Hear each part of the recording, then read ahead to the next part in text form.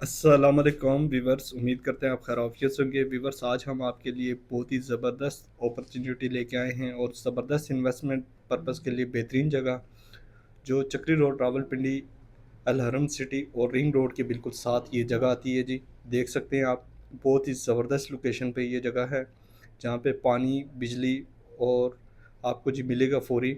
और ये main 60 foot की रोड है और 30 फुट की जी इसकी गलियाँ हैं, आप देख सकते हैं। माशाल्लाह से बहुत ही ज़बरदस्त और आइडियल लोकेशन है।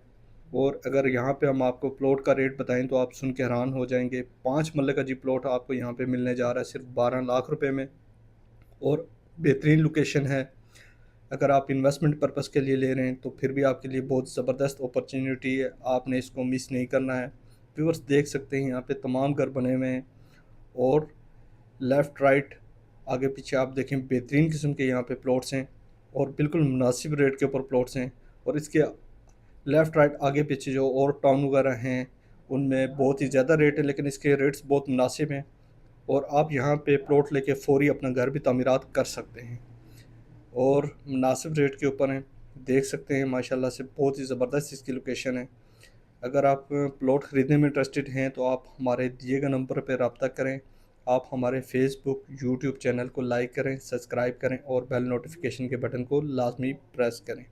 अगर आपको ये वीडियो अच्छी लगी हो तो इसको आगे शेयर करें। मज़ीद मालूमात के लिए आप हमारे दिए गए नंबर पर रब्ता करें।